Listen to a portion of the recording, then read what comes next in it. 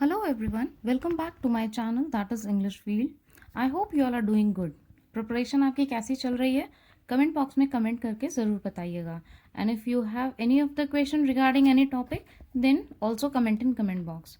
So now, today we are going to discuss a very important topic. You may say a very important term, that is deconstruction, जो कि Jacques Derrida की है और इस पे बहुत सारे क्वेश्चंस फ्रेम होते हैं टीजीटी में. और ये काफ़ी रिक्वेस्टेड वीडियोस सीरीज़ हैं आपकी लिटरेरी टर्म्स की. So I have tried my level best कि इसको एकदम आपके लिए इजी लैंग्वेज में बना के और ब्रेक करके पढ़ाया जाए एक एक सेगमेंट को, जिससे आपको बहुत अच्छे से समझ में आए और इसका क्वेश्चन पैटर्न भी समझ में आए. बिकॉज देखिए, सिर्फ इन नोट्स और थ्योरी से तो आपको कुछ भी समझ में नहीं आ सकता है, रट आप सकते नहीं हैं. तो जितना अच्छा हो सके उसको समझने की कोशिश करिए और फिर आंसर्स अप्लाई करिए. So without wasting time let's start the lecture. ध्यान से समझिएगा और ध्यान से सुनिएगा. एंड एज आई से ऑलवेज, प्लीज़ कॉपी पेन हाथ में ज़रूर लेके बैठिएगा. This is a very good habit. और कुछ नोट डाउन करना हो तो आप नोट डाउन कर सकते हैं. स्क्रीनशॉट लेकर के भी आप इन नोट्स का यूज़ कर सकते हैं. वीडियो को पॉज करके भी आप कुछ पॉइंट्स अपने दोबारा क्लियर कर सकते हैं. नाउ सी, जैक्स डेरिडा और डीकंस्ट्रक्शन, ये दोनों एक दूसरे से कैसे कनेक्टेड हैं. तो ये सारे पॉइंट्स आज हम यहाँ पे देखेंगे. कौन सा लेक्चर उन्होंने दिया, काफ़ी सारी चीज़ें हैं. ग्रामेटोलॉजी क्या है, साइन एंड प्ले क्या है, काफ़ी सारी चीज़ें हैं. तो आइए देखते हैं. सो फर्स्ट ऑफ ऑल, इनकी थ्योरी डीकंस्ट्रक्शन को समझने से पहले आप ये समझ लीजिए कि जैक्स डेरिडा कौन है, किस टाइप के थे, क्या उनकी मेथोडोलॉजी थी. क्योंकि ये समझ लेंगे तब आप डीकंस्ट्रक्शन थ्योरी से बहुत अच्छे से रिलेट कर पाएंगे. तो हमेशा किसी टर्म को समझने के लिए पहले जिसने उस टर्म का इन्वेंशन किया है, जिसने उस टर्म को कॉइन किया है, ये समझ लेना ज़्यादा इम्पॉर्टेंट होता है. So let's see. An Algerian born French philosopher, ये एक अल्जीरियन बॉर्न थे, अल्जीरियन बॉर्न चाइल्ड थे. वहीं पे इनका बर्थ हुआ 15 जुलाई 1930 में अल्जीरिया में. And he died in 2004 in Paris. Age उनकी थी 74 उस टाइम पे. तो इनका बर्थ अल्जीरिया में हुआ था. Whose critique of Western philosophy and analysis of the nature of language, writing and meaning were highly controversial. जी हाँ, इनका जो किसी लैंग्वेज को स्टडी करने का तरीका था, या फिर लैंग्वेज के बारे में इनके क्या पर्सपेक्टिव थे, ये लैंग्वेज के बारे में क्या सोचते थे, किस तरीके से लैंग्वेज को लेते थे, राइटिंग के लिए इनकी क्या मीनिंग थी, स्पीच के लिए ये क्या सोचते थे, वो हमेशा सबके बीच में कॉन्ट्रोवर्शियल मैटर रहा. कंट्रोवर्शियल लाइक जिस पे वाद विवाद हमेशा होता रहा. कुछ लोगों ने इसको एक्सेप्ट किया, कुछ लोगों ने नहीं किया. जैसे आप देखते होंगे फिल्म इंडस्ट्री में कई एक्टर एक्ट्रेसेस ऐसे होते हैं जो हमेशा कंट्रोवर्सीज में पड़ते रहते हैं, कुछ ना कुछ उनके बारे में कमेंट किया जाता है. तो in the same way Jacques Derrida का भी कुछ ऐसा ही था. तो इनके बारे में, इनकी जो मेथोडोलॉजी थी उसके बारे में कुछ ना कुछ कमेंट आते रहे और उसके ऊपर कंट्रोवर्सी चलती रही. बट फिर भी he immensely influenced in much of the intellectual world in the late 20th century. Intellectual world को स्टार से हाईलाइटेड इसलिए किया हुआ है ताकि आप कुछ वाइटल पॉइंट्स पे ध्यान दे पाएँ. एक्चुअली इतने कंट्रोवर्शियल मैटर्स होने के बाद में भी इंटेलेक्चुअल वर्ल्ड जो बहुत अच्छे बुद्धिमानी लोग थे, इनके मैटर को, इनके पर्सपेक्टिव्स को बहुत अच्छे से लिया और ये काफ़ी फेमस हुए अपनी बुक्स और वर्क्स में.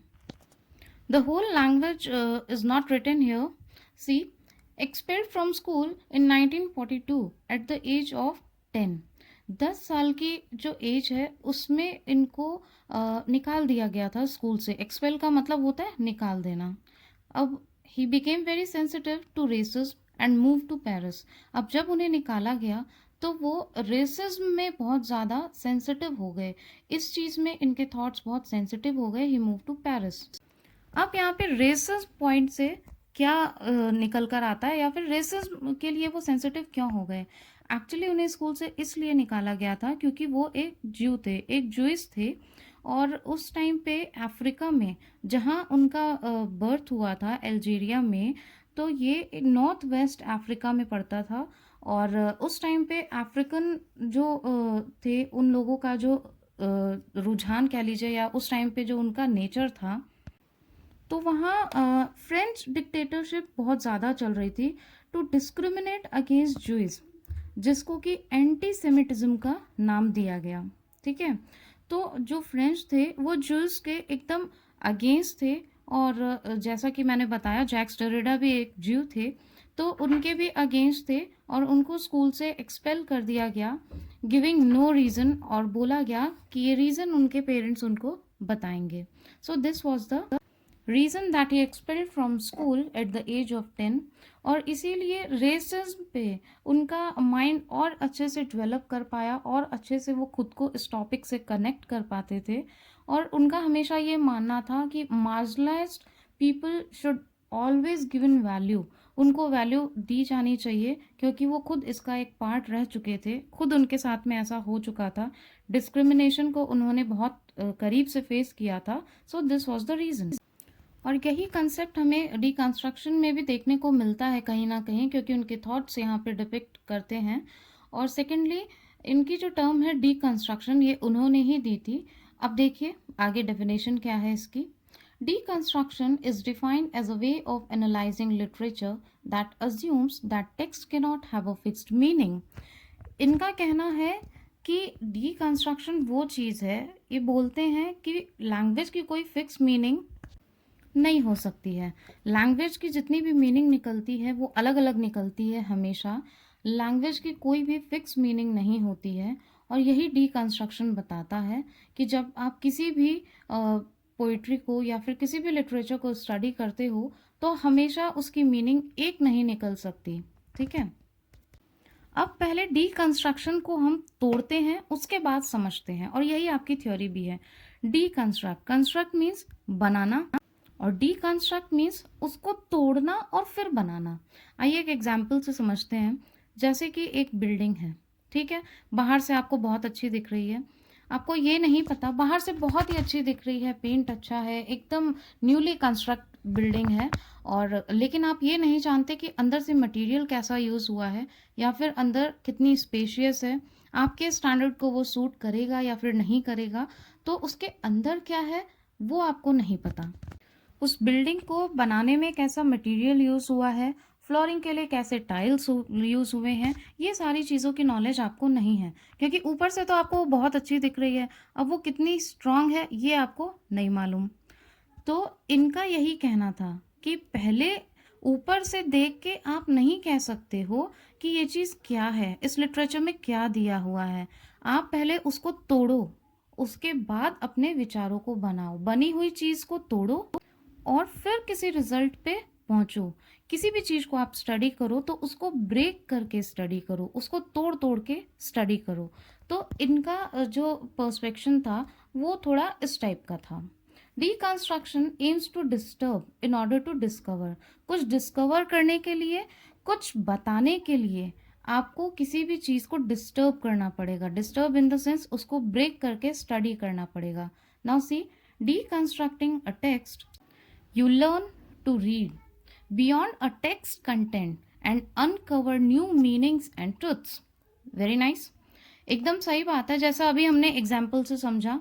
अगर आप किसी टेक्स्ट को डीकंस्ट्रक्ट करते हैं तो आप क्या सीखते हैं, आप ये लर्न करते हैं कि उसके टेक्स्ट के पीछे जो मीनिंग छुपा हुआ है, उसके अंदर डेप्थ में जो मीनिंग छुपा हुआ है, उसको, उस टेक्स्ट के मीनिंग को आप अनकवर करते हो और नए नए ट्रुथ्स उसमें से निकालते हो।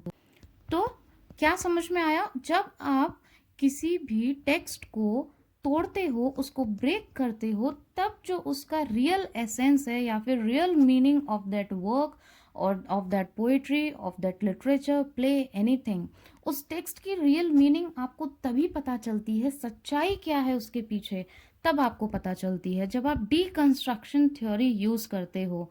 और अगर आप ऐसे ही लिटरेचर एनालाइज करते हो तो दैट इज रॉन्ग वे। अब this is very important slide. He discuss the same concept in a famous book, और इसी कंसेप्ट को, इसी डीकंस्ट्रक्शन के कंसेप्ट को इन्होंने, एक बहुत ही फेमस बुक थी उनकी, ऑफ ग्रामेटोलॉजी 1967, तो उसमें उन्होंने इसे यूज़ किया। और structure, sign and play in the discourse of human science, इसको देख के घबराइए मत, ये उनका एक लेक्चर है। तो ये जो पूरा नाम है वो एक लेक्चर है जो कि उन्होंने हॉपकिंस यूनिवर्सिटी में दिया था 1966 में। तो ऑफ ग्रामेटोलॉजी उनकी बुक है जिसमें इन्होंने टी कंस्ट्रक्शन के कंसेप्ट को डिस्कस किया। Structure, sign and play in the discourse of human science, ये इनका एक लेक्चर है जिसको उन्होंने हॉपकिंस यूनिवर्सिटी में दिया था 1966 में, और ये लेक्चर बहुत ही फेमस हुआ था। और ये जो है आपको याद रखना है, name of book, name of lecture and the year. और फिर इसके बाद ये लेक्चर भी पब्लिश हुआ किसमें, चैप्टर 10 उनकी famous book writing and difference. इसमें ENCE नहीं है, इसकी स्पेलिंग यही है 1967 में। फिर ये लेक्चर भी पब्लिश हुआ उनकी famous book writing and difference में। और उसमें और फिर ये एक टर्म और भी देते हैं और बोलते हैं कि हिस्ट्री ऑफ फिलॉसफी वॉज लोगोसेंट्रिक। अब लोगो का मतलब क्या है और सेंट्रिक का मतलब क्या है? Logo means reason, centric means centre. Logocentric से इनके कहने का मतलब है कि हमें जो समझ में आता है हम अपने हिसाब से रीज़न लगा लेते हैं किसी भी टेक्स्ट का, किसी भी वर्क का, और उसके बाद में उन रीजंस को देते हुए उन्हें हम ट्रुथ बता देते हैं। और जब सबके सामने वो रीज़न आते हैं, वो रीजंस रिवील होते हैं, तो हम ये बोलते हैं कि हाँ भाई, इस टेक्स्ट की तो यही सच्चाई है, और हमारे सामने वही सच्चाई आती है। And the soul of the text remains unknown always and always. आइए अब इस कंसेप्ट को थोड़े कुछ राइटर्स के हिसाब से समझते हैं। ये थोड़ी सी प्रिपरेशन की है आपके लिए, तो इसको देखिए और इससे शायद आपको और भी ईजीएस्ट वे में समझ में आ जाए, जो कि आपकी रिक्वेस्ट थी कि मैम बहुत इजी होना चाहिए जिससे क्लियर हो जाए concept. Now see, Ferdinand de Saussure ने स्ट्रक्चरलिज्म दिया, ठीक है। लैंग्वेज का जो स्ट्रक्चर होता है वो कैसा है फर्डिनेंड के लिए, तो इन्होंने एक स्ट्रक्चर दिया। तो स्ट्रक्चरलिज्म के जो टर्म कॉइन की थी वो फर्डिनेंड ने ही की थी, ओके। और इन्होंने स्ट्रक्चरलिज्म को दो पार्ट्स में डिवाइड किया, एक सिग्निफायर बताया और एक को सिग्निफाइड बताया। अब सिग्निफायर क्या है और सिग्निफाइड क्या है?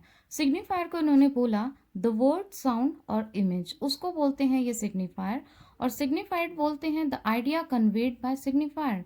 अब इसको आइए अच्छे से समझते हैं, तो आपको डेरिडा और फर्डिनेंड दोनों की जो थ्योरी है उसको समझने में, उसको डिफ्रेंशिएट करने में आसानी होगी और कंसेप्ट आप समझेंगे।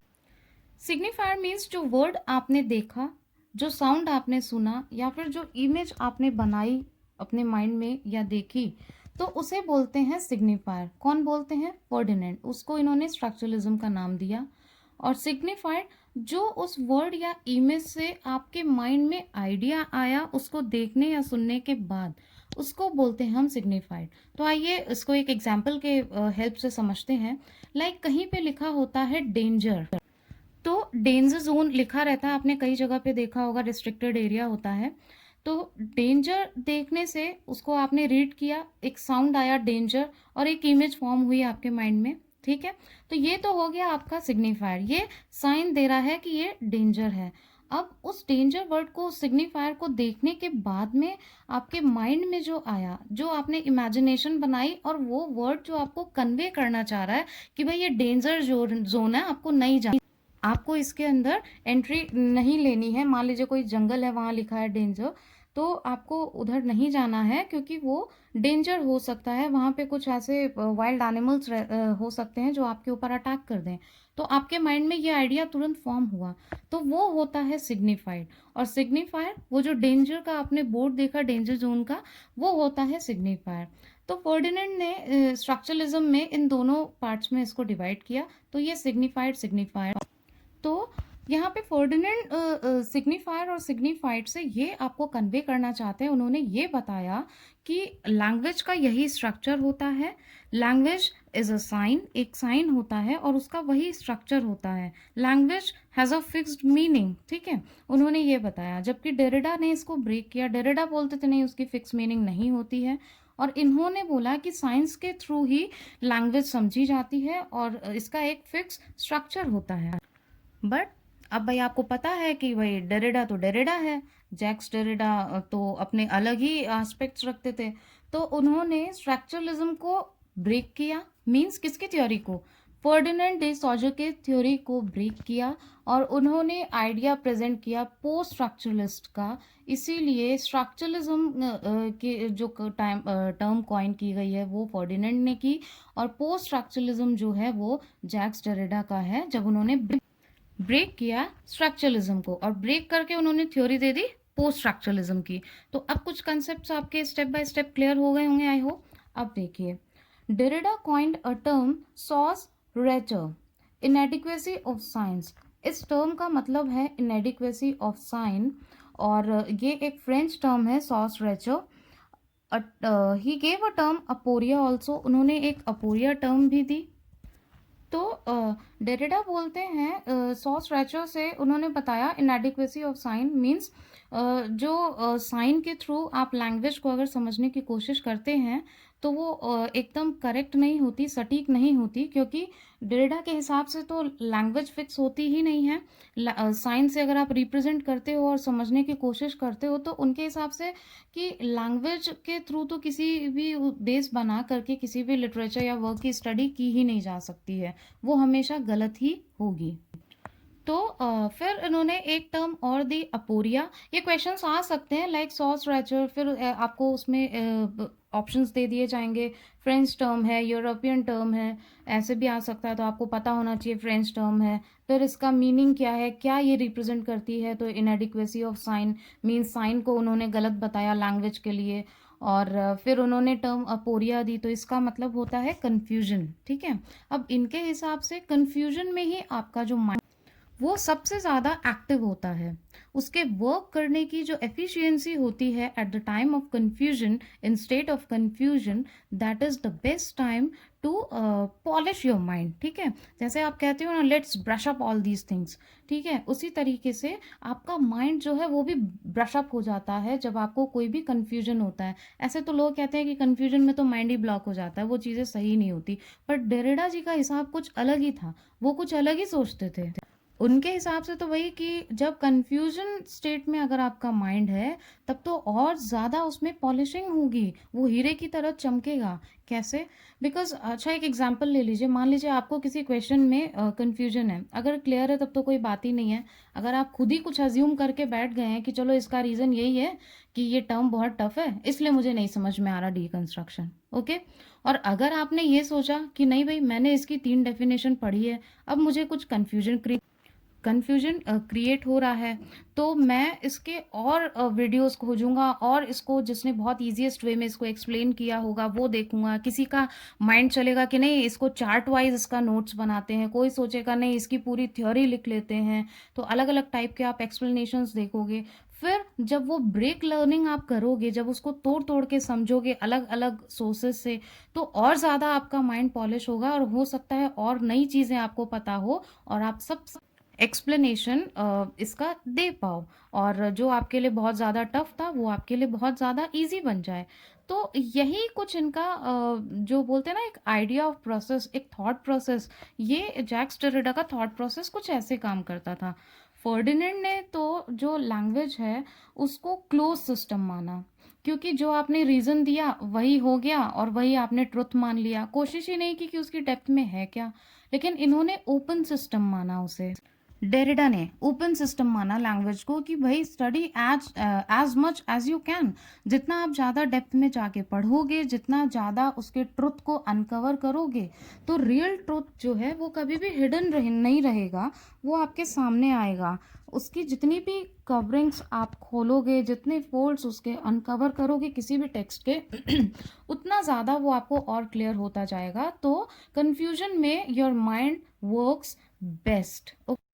आप इसको क्लियर करने के लिए डेरिडा के कंसेप्ट को थोड़ा सा और अच्छे से एक पॉइंट से आप समझ लीजिए। इन्होंने लैंग्वेज को सब्जेक्टिव बोला और बोला कि meaning of language is not fixed. ठीक है, तो ये इन्होंने किस बेस पे बोला कि meaning of language is not fixed, इसको एक एग्जांपल से और समझते हैं।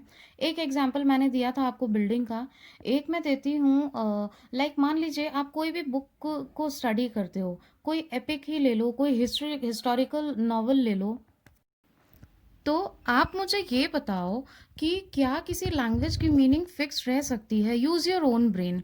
अगर किसी एपिक को मान लीजिए को रामायण है या महाभारत है या फिर और भी अपने यहाँ बहुत सारी बुक्स हैं, तो जो पहले थी गीता है, तो ये सब बुक्स जिस तरीके से पहले पढ़ी जाती थी और आज आप उन बुक्स को रीड करके जिस तरीके से उसको कन्वे करोगे किसी और को, तो क्या वो इंटरप्रिटेशन सेम रहेंगे? हमेशा एक ही तरीके से आप उसको रीड करोगे और बताओ नहीं ना। तो आप किसी बुक को अगर 30-40 या 2-3 टाइम्स भी पढ़ते हो या फिर उस टाइम में जैसे पढ़ी जाती थी और आज जैसे उस लैंग्वेज को रीड किया जाता है या बताया जाता है, दोनों में डिफरेंस नहीं है। आप ही अगर किसी टेक्स्ट को बार बार रीड करते हो तो क्या लैंग्वेज सेम रहेगी उसकी? The way you will read and the way you will transform your ideas accordingly to the text, वो क्या हमेशा फिक्स रहेंगे? तो यही तो डेरिडा जी ने भी कहा कि लैंग्वेज इज नॉट फिक्स्ड। तो I hope you all have understood this term deconstruction, और यही जैक्स डेरिडा का पॉइंट ऑफ व्यू था। डीकंस्ट्रक्शन की टर्म थी और जो इंपॉर्टेंट पॉइंट्स थे वो बीच में हमने डिस्कस किए, जो कि क्वेश्चन फॉर्म में आपके सामने आ सकते हैं। Secondly, if you feel that this video is helpful for you, तो एक लाइक तो बनता ही है। जिनको ज़रूरत हो उनको आप शेयर भी कर सकते हैं अपने ग्रुप में, या फिर जो भी एस्पिरेंट्स हो टीजीटी पीजीटी के। And if you are visiting for the first time this channel, so please आप इसको सब्सक्राइब ज़रूर कर लें, ताकि जितनी भी सीरीज़ है लिटरेरी टर्म्स की या फिर और important topic related to this exam, वो आपको रेगुलरली मिल सकें। जो भी नया अपलोड होगा वो आपको मिल जाएगा, और बेल आइकन को हिट करना बिल्कुल ना भूलें। So keep watching the whole series. Thanks for your support, thanks for your trust, and for notes you can contact through description box. Thanks for watching.